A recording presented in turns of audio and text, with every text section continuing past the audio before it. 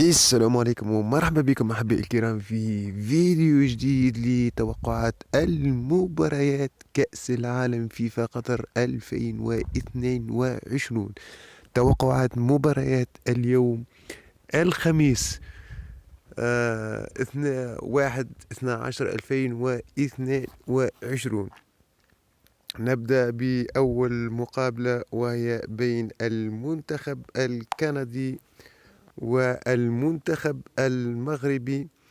أتوقع فوز المنتخب المغربي على المنتخب الكندي بهدفين مقابل لا شيء. المغرب تأتي في المرتبة الثانية بعد كرواتيا بأربع نقاط.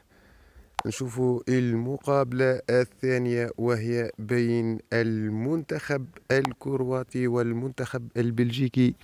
المنتخب الكرواتي في المرتبة الأولى بأربع نقاط، المنتخب البلجيكي في المرتبة الثالثة بثلاث نقاط.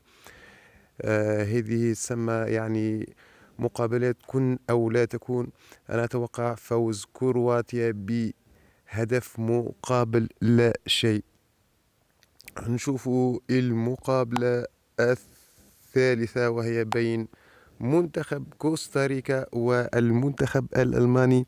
المنتخب الألماني في المرتبة الأخيرة بنقطة واحدة، والمنتخب الكوستاريكي في كذلك في المنتخب الكوستاريكي في المرتبة الثالثة بثلاث نقاط. أنا أتوقع فوز المنتخب الألماني بهدفين مقابل لا شيء على المنتخب الكوستاريكي. نشوف المقابلة الأخيرة وهي بين المنتخب الياباني والمنتخب الإسباني.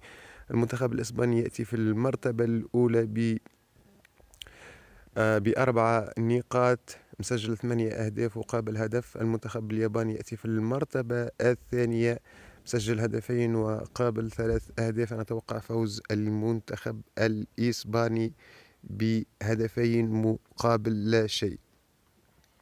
إلى هنا ننتهي في توقعات المباريات اليوم الجمعة، اليوم الخميس.